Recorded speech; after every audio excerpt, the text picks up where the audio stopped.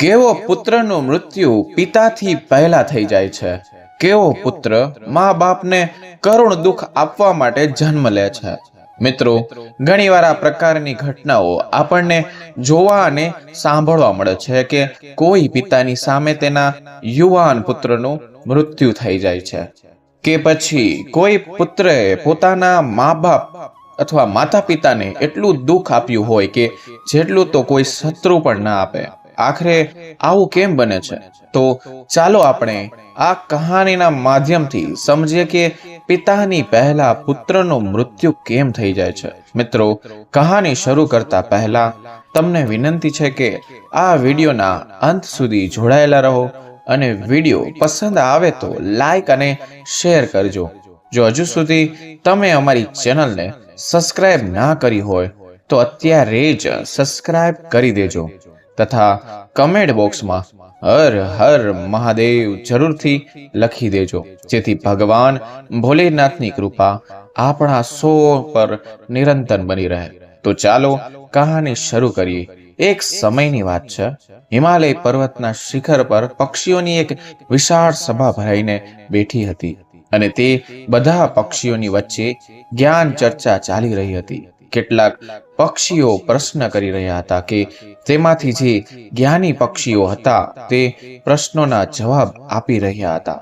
જ્ઞાન ચર્ચા કરતા કરતા એક એવો પ્રશ્ન ઊભો થયો કે જેને સાંભળતા જ બધા પક્ષીઓ વિચારમાં પડી ગયા. અને તે પ્રશ્ન હતો કે મૃત્યુ લોકમાં કેટલાક પુત્રોનું મૃત્યુ તેમના પિતાથી પહેલા કેમ કેમ થઈ જાય છે અને કેટલાક પુત્રો તેમના માતા પિતાને ખૂબ જ દુઃખ કેમ આપે છે? આવું કેમ બને છે જે પિતાની સામે જ તેના યુવાન પુત્રનું મૃત્યુ થઈ જાય છે?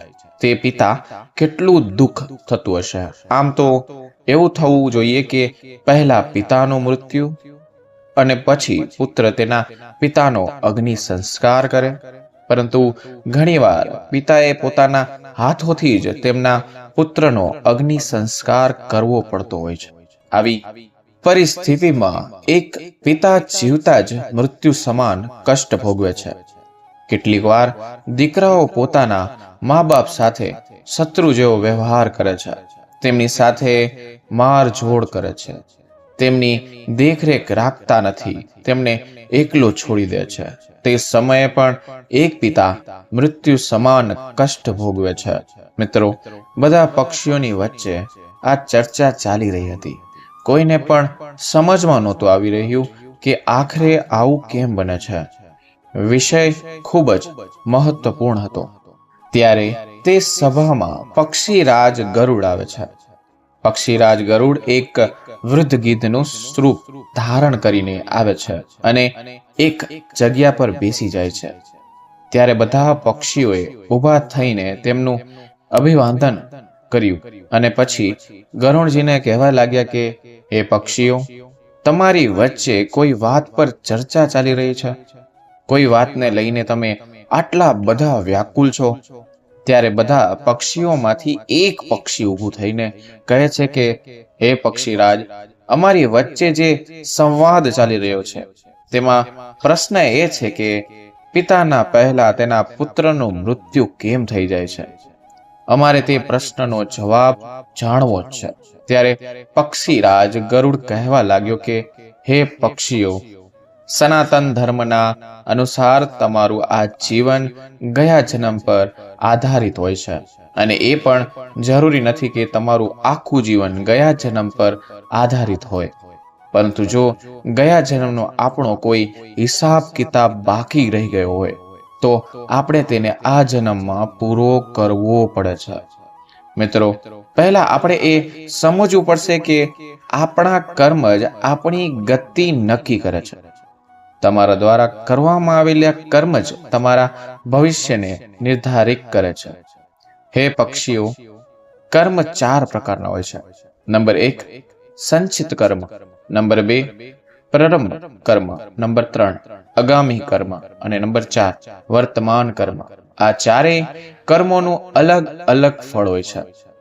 તેમાંથી જે સંચિત કર્મ હોય છે તે આપણા આવનારા જન્મમાં આપણી સાથે રહે છે અને તે જ કર્મનું ફળ આપણને ક્યારેક દુઃખ અને ક્યારેક સુખના રૂપમાં ભોગવવું પડે છે.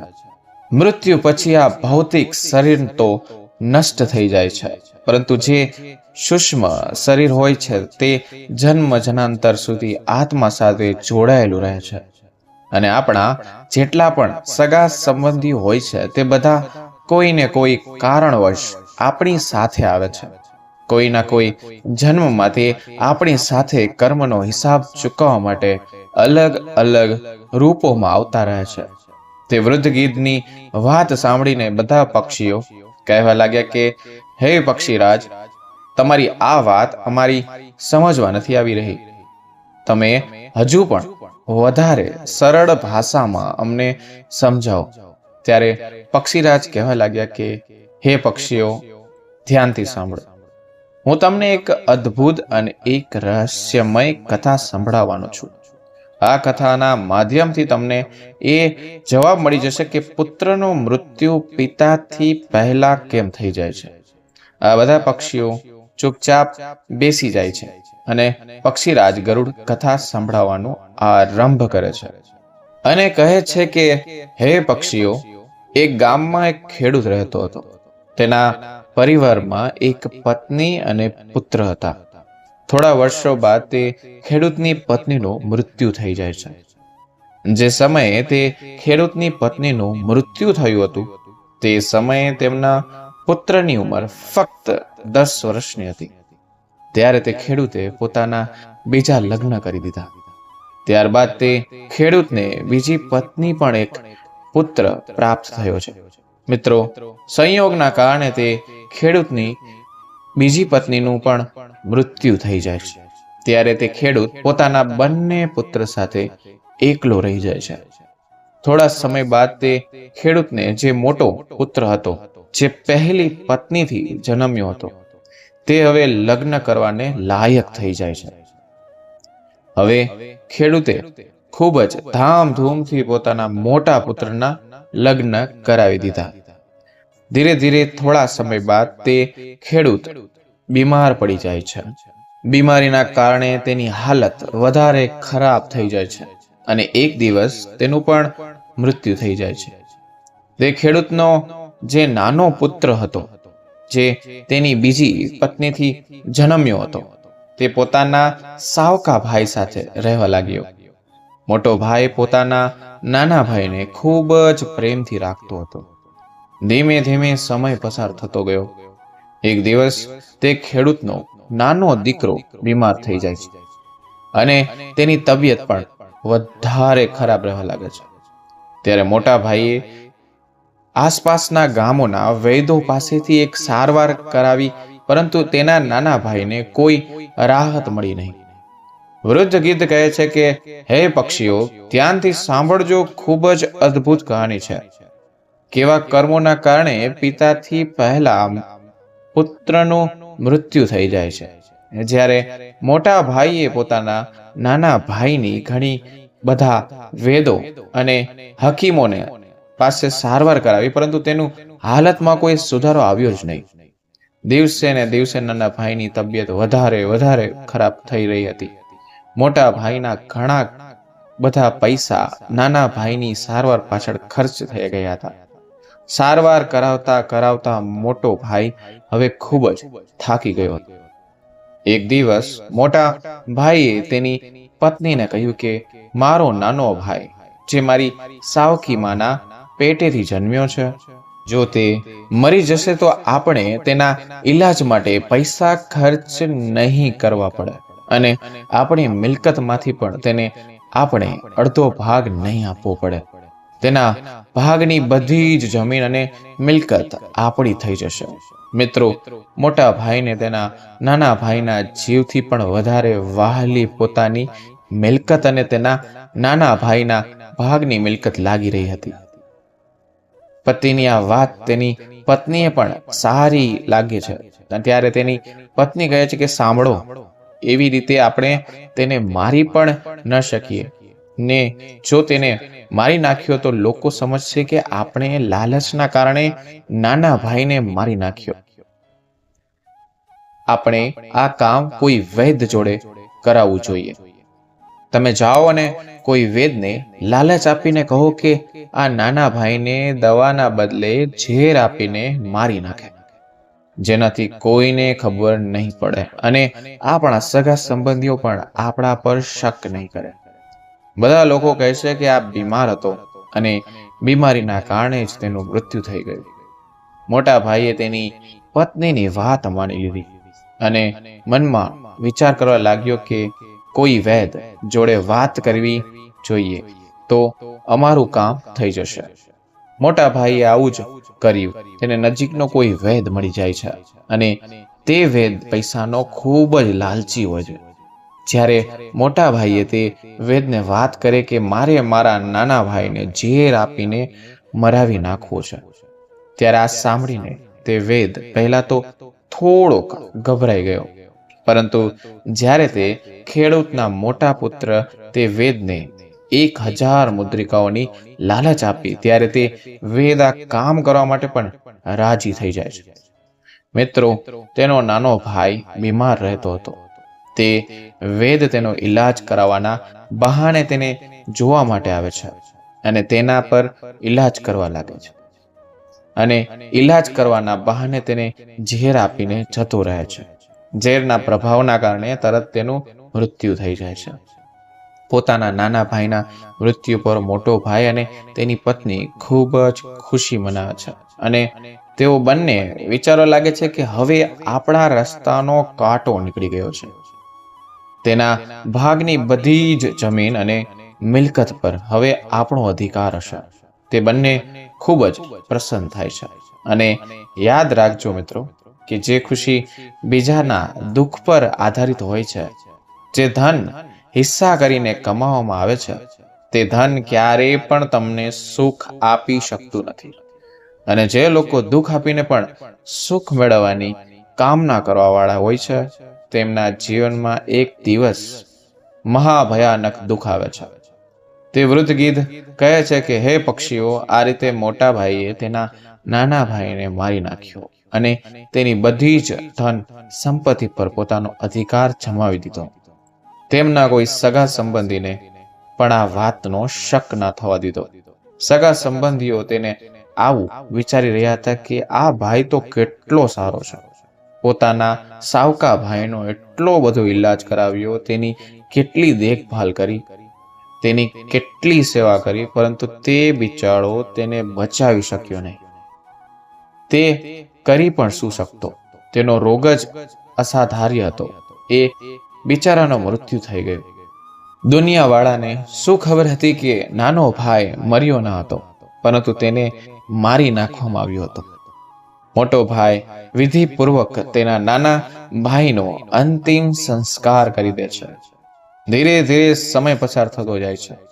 ત્યારે ગીધ કહે છે કે હે પક્ષીઓ, થોડા સમય બાદ તે ખેડૂતના મોટા દીકરાની પત્નીના કુખેથી એક દીકરાનો જન્મ થાય છે. પુત્ર પ્રાપ્તિની ખુશીમાં તે બંને પતિ પત્ની ખૂબ જ ખુશ થાય છે. ખૂબ જ ધૂમધામથી તેના પુત્રનો જન્મ દિવસ મનાવવામાં આવે છે. આખા નગરમાં મીઠાઈઓ વહેંચવામાં આવે છે અને ખૂબ જ લાડ અને પ્રેમથી તે બંને પોતાના પુત્રનું પાલન પોષણ કરવામાં લાગી જાય છે. થોડા વર્ષમાં તે દીકરો યુવાન થઈ જાય છે. તેમણે પોતાના પુત્ર માટે એક સુંદર કન્યા જોઈને લગ્ન કરાવી દીધા. ખૂબ જ ધામધૂમથી તે ખેડૂતે પોતાના પુત્રના લગ્ન કરાવ્યા. તેણે પોતાના પુત્રના લગ્નમાં ખૂબ જ પૈસાનો ખર્ચ કર્યો. દીકરાની વહુ હવે ઘરમાં આવી જાય છે. જ્યારે તેના દીકરાના લગ્ન થઈ જાય છે ત્યારે તેને દીકરો ખૂબ જ બીમાર રહેવા લાગે છે. મા બાપે તેનો ઈલાજ માટે ઘણા બધા વૈદોને બોલાવ્યા, મોટા મોટા ડોક્ટરોને બોલાવ્યા અને તેનો ઈલાજ કરાવવા લાગ્યા. જેણે જેટલા પૈસા માંગ્યા તેને તેટલા પૈસા આપ્યા. બધું જ આપ્યું જેથી દીકરો ઠીક થઈ જાય. તે ખેડૂત પોતાના દીકરાના ઈલાજ પાછળ પોતાની અડધી સંપત્તિ ખર્ચ કરી દીધી. પરંતુ કહેવાય છે કે જેના પર જેટલું કરજ હોય છે તેને તેટલું જરૂરથી ચૂકવવું પડે છે, ભલે ને તે કોઈ પણ રીતે ચૂકવે. તે દીકરાની તબિયત દિવસે ને દિવસે ખરાબ થઈ રહી હતી. બીમારીને કારણે તે દીકરો મૃત્યુની નજીક આવી ગયો હતો. તેનું શરીર ખૂબ જ કમજોર થઈ ગયું હતું. હવે તેના શરીરમાં ફક્ત હાડકા જ દેખાવા લાગ્યા. તે દીકરાને એક ખાટલામાં સુવાડી રાખ્યો હતો અને તેના પિતા તેમના કેટલાક સગા સંબંધીઓ અને તેની પત્ની સાથે પોતાના પુત્રની આવી દૈનિક હાલત જોઈને દુઃખી થઈ રહ્યા હતા. તે પોતાના સગા સંબંધીઓને કહી રહ્યો હતો કે આ શું થઈ ગયું? મારો એકનો એક પુત્ર છે. ભગવાને મને કઈ વાતની સજા આપી છે? એ જ સમયે તેનો પુત્ર બોલી ઉઠ્યો, ભાઈ, આપણો હિસાબ હવે પૂરો થઈ ગયો. ફક્ત ને ફક્ત અને લાકડાનો હિસાબ બાકી રહ્યો છે. તેની તૈયારી કરી લ્યો. આ સાંભળીને તેનો પિતાએ વિચાર કરવા લાગ્યો કે બીમારીના કારણે મારા દીકરાનું દિમાગ પણ ઠીકથી કામ નથી કરી રહ્યું. જુઓ ને, હું તેનો બાપ છું અને તે મને ભાઈ કહીને બોલાવી રહ્યો છે. ત્યારે તે દીકરો કહે છે કે ના ભાઈ, તમે મારા બાપ આ જન્મમાં છો, પરંતુ હું તમારો ગયા જન્મનો ભાઈ છું. યાદ કરો, આ બધા સગા સંબંધીઓ બેઠા છે. હું તમારો ભાઈ છું, તમારી સાવકી માનો દીકરો, તમારો નાનો ભાઈ. ગયા જન્મમાં તમે મને ઝેર આપીને મરાવી નાખ્યો હતો. હવે તે જ સંપત્તિ વેચાઈને મારા ઈલાજમાં વપરાઈ રહી છે. તમારી પાસે મારું જે ધન હતું તે ધન ધીરે ધીરે મારા ઈલાજ પાછળ વપરાઈ રહ્યું છે. મિત્રો, આ સાંભળતા જ તે દીકરાનો પિતા જોર જોરથી રડવા લાગ્યો અને તે કહેવા લાગ્યો કે હાય, મારા કુળનો તો નાશ થઈ ગયો. મેં આ શું કરી દીધું? મેં જે કર્મ કર્યા હતા તે મારી આગળ જ આવીને ઊભા રહી ગયા. પણ ભાઈ, મને એ તો જણાવો કે મેં જે કર્યું હતું તે મને તો જોવા મળ્યું ગયું, પરંતુ એક વાત મારી સમજમાં નથી આવી રહી. આમાં તારી પત્નીનો શું દોષ છે, જે બિચારી વિવાહ કરીને તારી સાથે આવી છે? આ નિર્દોષ છે. હવે તો તેને જીવતી સળગાવવામાં આવશે. ત્યારે ગિદ્ધ કહે છે કે પક્ષીઓ તે સમયે સતી પ્રથા ચાલી રહી હતી, જેમાં પતિના મૃત્યુ બાદ પત્નીને પતિની ચિત્તા પર જીવતી સળગાવવામાં આવતી હતી. ત્યારે તે દીકરો કહેવા લાગ્યો કે હે ભાઈ, તમે મારી વાત ધ્યાનથી સાંભળો. બધા બેઠેલા સગા સંબંધીઓ અને તમે બધા મારી વાત ધ્યાનથી સાંભળો. તમે જે વેદને મારા ઈલાજ માટે બોલાવ્યો હતો, તે વેદને તમે કેટલાક પૈસા લાલચ આપી હતી અને તેણે મને ઝેર આપી દીધું હતું. જે દુષ્ટ પૈસાના કારણે કોઈને મારે છે તો તેને પણ તેનું ફળ ભોગવવું જ પડે છે. ત્યારે ગીત કહે છે કે પક્ષીઓ, તે દીકરો કહી રહ્યો હતો કે જે વેદ મને ઝેર આપ્યું હતું તેના વિશે તમને કંઈ ખબર નથી. ત્યારે તેના પિતા કહેવા લાગ્યા કે હા દીકરા, મને ખબર છે કે તારા મૃત્યુમાં 3 વર્ષ બાદ તે વેદ પણ મરી ગયો હતો. દીકરાએ કહ્યું કે તે જ વેદ જન્મમાં મારી પત્નીના રૂપમાં મારા ઘરમાં આવી છે. મારા મૃત્યુ બાદ હવે તેને જીવતો સળગાવવામાં આવશે. તેને પણ તેના કર્મનું ફળ જરૂરથી ભોગવવું પડશે. આપણા જીવનમાં આવનારા દરેક પાત્ર અને દરેક ઘટના આપણા જ કર્મોની ઉણપ હોય છે. આપણે જેવું વાવીએ છીએ તેવું જ આપણને લણવા માટે છે. આજે નહીં તો કાલે આપણને આપણા કર્મોનું ફળ જરૂર મળશે. જીવનના દરેક મુશ્કેલ પ્રશ્નનું સમાધાન જીવનમાંથી જ મળે છે. જેટલો ઊંડો કૂવો હશે તેટલું જ મીઠું પાણી મળશે. તે ગીત કહે છે કે પક્ષીઓ આવું કહીને તે ખેડૂતનો પુત્ર મૃત્યુ પામે છે. તે ખેડૂતને બીજો કોઈ પુત્ર જ ન હતો. તેની બધી જ મિલકતનો નાશ થઈ જાય છે. તેના મૃત્યુ બાદ તેની જે પત્ની હતી તેને પણ તેના પતિની સાથે જીવતી સળગાવી દેવામાં આવે છે.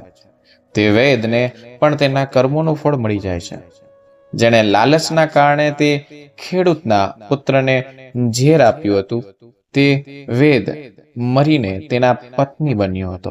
તેને પણ મૃત્યુરૂપી મહાભયંકર કષ્ટ જરૂર મળ્યું. આ બાજુ ગીધ તે પક્ષીઓને કહે છે કે આ દુનિયામાં 4 પ્રકારના પુત્ર હોય છે અને જે કર્મ તેમને કર્યા હોય છે તેના અનુસાર તેમને તેનું ફળ મળે છે. ત્યારે બધા પક્ષીઓ કહેવા લાગ્યા કે 4 પ્રકારના પુત્ર કયા હોય છે? ત્યારે પક્ષીરાજ ગરુડ કહે છે કે હે પક્ષીઓ, શાસ્ત્રમાં 4 પ્રકારના પુત્ર જણાવવામાં આવ્યા છે. પહેલો પુત્ર હોય છે ઋણાનુબંધ પુત્ર, બીજો પુત્ર હોય છે શત્રુપુત્ર, ત્રીજો પુત્ર હોય છે ઉદાસી સિંહ, ચોથો પુત્ર હોય છે સેવક. ધ્યાન રાખજો, જે પહેલા બંને પુત્રો છે ઋણાનુબંધ પુત્ર અને શત્રુપુત્ર, આ બંને પુત્રો તમારા કર્મના અનુસાર તમારા ઘરમાં જન્મ લે છે.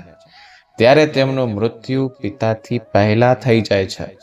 જો કોઈ પુત્રનું મૃત્યુ પિતાથી પહેલા થઈ જાય ત્યારે સમજી લેવું જોઈએ કે તે ઋણાનુબંધ કે શત્રુપુત્ર પેદા થયો છે.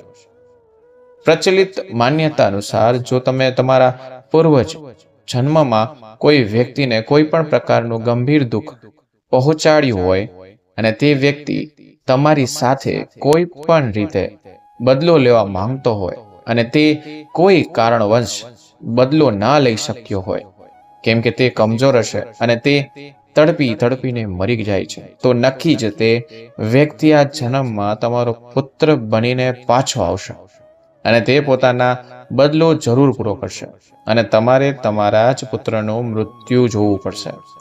જરા વિચારો, જો કોઈ પિતાની સામે તેના પુત્રનું મૃત્યુ થઈ જાય તો તેને કેટલું અસંખ્ય દુઃખ થાય છે. એનો મતલબ એ થાય છે કે જો તમારો પુત્ર તમને મૃત્યુ સમાન કષ્ટ આપી રહ્યો છે તો સમજી લેજો કે તમારા પૂર્વ જન્મનો તે દુશ્મન હોઈ શકે છે, શત્રુ હોઈ શકે છે કે પછી વ્યક્તિ કોઈ પણ હોઈ શકે છે જેને તમે મૃત્યુ સમાન કષ્ટ આપ્યું હોય. આવી સંતાન તમારા જીવનને દરેક પ્રકારના પ્રશ્નોથી ભરી દે છે, તમારા જીવનને નર્ક બનાવી દે છે.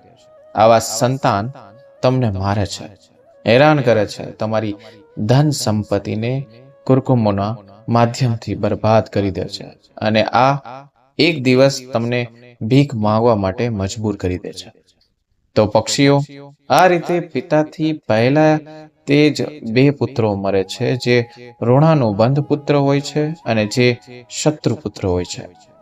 તેઓ પોતાના કર્મનો હિસાબ ચૂકતે કરવા કોઈના ઘરે આવીને જન્મ લે છે. ભગવાન શ્રી કૃષ્ણએ અર્જુનને ગીતામાં સ્પષ્ટ રીતે કહ્યું છે કે હે અર્જુન, આ સંસારમાં જેટલા પણ સંબંધો છે તે બધા પૂર્વજન્મના કર્મોના આધાર પર પ્રાપ્ત થાય છે. આ મહાભારતમાં જેટલા પણ તમે તમારા સગાઓને દેખાઈ રહ્યા છે, આ બધા જ તમારા અને તેમના પિતાના હિસાબ કિતાબના આધારે છે. હે અર્જુન, તું પૂર્વજન્મમાં જ્યારે પણ ધર્મનો પુત્ર હતો અને હું તારો મોટો ભાઈ હતો, નારાયણ અને તું મારો નાનો અનુજ હતો, ત્યારે તે સમયે ત્યાં દુર્યોધનને પરાજિત કર્યો હતો. તે સમયથી દુર્યોધનને હારને બદલો લેવા માટે આ પ્રતિજ્ઞા લીધી હતી કે હે અર્જુન, મારી સામે તું જ્યારે પણ આવીશ ત્યારે હું તને તારી સાથે બદલો લઈશ. હે અર્જુન, દરેક પ્રાણીઓ પોતાના કર્મોનું ફળ ભોગવવું જ પડે છે, જેના પર કરજ હોય છે અને 100 જન્મો પછી પણ ચૂકવવું જ પડે છે. આ જ વાત ભગવાન શ્રી કૃષ્ણએ ભીષ્મ પિતામહને કરી હતી. જ્યારે ભીષ્મ પિતામહ મૃત્યુના સૈયા પર સૂઈ રહ્યા હતા ત્યારે ભીષ્મ પિતામહ કહી રહ્યા હતા કે હે ભગવાન શ્રી કૃષ્ણ, હે માધવ, મને 100 જન્મ સુધીનું યાદ છે. મેં ક્યારે પણ કોઈને ખોટું નથી કર્યું, તો પછી હું આ અસહ્ય પીડા કેમ અને આ બાણોનું કષ્ટ કેમ ભોગવી રહ્યો છું? ત્યારે ભગવાન શ્રી કૃષ્ણ ભીષ્મ પિતામહને કહે છે કે પિતામહ, આ સંસારમાં કાંઈ પણ કેવળ કર્મોનું આદાન પ્રદાન છે. તમે તમારી પ્રજાનો કોઈ અપરાધી નથી કર્યો, કોઈ પાપ નથી કર્યું, પરંતુ 100 જન્મ પહેલા તમે એક સાપને પકડીને કાંટાઓ પર ફેંકી દીધો હતો અને તે સાપના પ્રાણ 18 દિવસ પછી નીકળ્યા હતા. એટલા માટે તે અસહનીય દુઃખ આજે તમને આ બાણોના સૈયા પર સૂઈને મળી રહ્યું છે. તો જુઓ મિત્રો, આ સંસારમાં 4 પ્રકારના પુત્ર જણાવવામાં આવ્યા છે. જે 2 પ્રકારના પુત્ર હોય છે, ઋણાદુબંધ અને શત્રુપુત્ર, જેમના આપણે કરજદાર છીએ. કોઈનું કરજ આપણે ખાધું હોય, કોઈના પૈસા લીધા હોય અને તે પૈસા પાછા ના આપ્યા હોય, તો તે પૈસા આપણા જરૂર ચૂકવવા પડે છે. જો આ જન્મમાં ચૂકવી દીધા તો ખૂબ જ સારું છે, અને તે કરજ બીજા જન્મમાં ચાલ્યું જ રાખે છે, ત્યારે પણ આ અસહનીય દુઃખ ભોગવવા પડવું પડશે. તે પુત્રના રૂપમાં જન્મ લેશે, ભાઈના રૂપમાં જન્મ લેશે, કે તમારા વહાલા કોઈ સગા સંબંધીના રૂપમાં જન્મ લેશે, કે પછી તમે ગધેડો કે બળદ બનશો, કે પછી કૂતરો બનશો. જેથી તમે તે પૈસાને ચૂકવશો, તમારા કરજ તો જરૂરથી ચૂકવવા જ પડશે. આ જ સ્વાસ્થ્ય વિધાન છે, આ જ કુદરતનો નિયમ છે. દરેક ક્રિયાની પ્રતિક્રિયા જરૂર હોય છે, અને જે બીજા પ્રકારના પુત્ર હોય છે, શત્રુ પુત્ર, તે પણ તમારી પાસેથી જરૂર બદલો લેશે. તમારી પાસે કોઈ ગરીબ રહેતો હોય, કોઈ કમજોર રહેતો હોય, અને જો તમે તાકાતવર હોય અને તેવા લોકો પર તમે બળ પ્રયોગ કરતા હોય, તેને મૃત્યુ સમાન યાતનાઓ આપી રહ્યા હોય, તો જેટલી યાતનાઓ તે કમજોર વ્યક્તિની આત્મા સહન કરશે, તે પણ મોકો મળવા પર તેમને તેટલી જ ભયંકર યાતના આપશે. ભલે તે પુત્રના રૂપમાં હોય, કે પિતાના રૂપમાં, કે પછી તો પત્નીના રૂપમાં.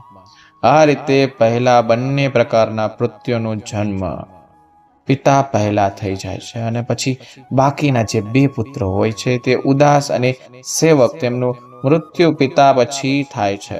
એટલે કે એક પિતા પોતાના પુત્રનો મૃત્યુ નથી જોતો. તો હંમેશા આપણે તે ધ્યાન રાખવું જોઈએ કે આપણે કોઈની પણ ધન સંપત્તિ પચાવી લેવી જોઈએ નહીં, અને કોઈની પાસેથી કાંઈ લેવું જોઈએ નહીં. અને જો કોઈની પાસેથી લીધું હોય તો આપણે તેને પાછું આપી દેવું. મિત્રો, બીજી વાત, કોઈ પણ વ્યક્તિને એટલું પણ હેરાન ના કરવું જોઈએ કે જે આપણાથી કમજોર હોય અને આપણે તેને મૃત્યુ સમાન યાતનાઓ આપતા હોય, તો તેવો વ્યક્તિ પણ મોકા મળતા તમારી પાસે હિસાબ કિતાબ જરૂર ચૂકવતો રહેશે. આપણે હંમેશા એ ધ્યાન રાખવું જોઈએ કે આપણે ક્યારેય પણ કોઈનું ખોટું ના કરવું જોઈએ, કોઈનું અહિત ના કરવું જોઈએ. હવે તો તમે સમજી જ ગયા હશો કે કેવા પુત્રનું મૃત્યુ પિતાથી પહેલા થાય છે, અને કેવા પુત્રો મા બાપના કષ્ટ આપવા માટે આવે છે. મિત્રો, સીધી વાત છે કે જો આપણે કોઈના પર ઉપકાર કરીશું, મુસીબતમાં તેની મદદ કરીશું, ગરીબી અને લાચારીમાં તેનું પૈસાની મદદ કરીશું, તો સમજીજો તમે તમારા પ્રિય મિત્રની સંખ્યાને વધારી રહ્યા છો, અને તે મિત્ર મુશ્કેલ સમયમાં તમારી સાથે જરૂર ઊભો રહેશે. અને જો આપણે કોઈની સાથે ખરાબ કરીશું, તો આપણે શત્રુઓની સંખ્યા વધારી રહ્યા છીએ, અને તે શત્રુ હંમેશા આપણને દુઃખ પહોંચાડવાના વિચારતો રહેશે, પ્રયત્નો કરતા રહેશે. એટલે જ કહેવાનો મતલબ એ છે કે આપણા જ કર્મો આપણી પાસે સુખ અને દુઃખ બંનેને વહેલા મોડા પાછા આવે છે. અંતિમ ફક્ત એટલું જ કહી છે કે જો કર્મ જલ્દી આવી જાય તો તેનું વ્યાજ ઓછું હોય છે, અને 2-4 જન્મ પછી કર્મ આવે છે તો તેનું વ્યાજ વધારે ચૂકવવું પડે છે. તો મિત્રો, આ કહાની પરથી તમે શું શીખ્યા, અને તમને આ કહાની કેવી લાગી? કમેન્ટ કરીને જરૂર જણાવજો, અને વિડીયો પસંદ આવ્યો હોય તો લાઈક અને શેર કરજો, તથા ચેનલ પર નવા હોય તો ચેનલને સબસ્ક્રાઇબ જરૂરથી કરજો. ફરી મળીશું એક નવા વિડીયો સાથે. ત્યાં સુધી બધા મિત્રોને મારા રાધે રાધે.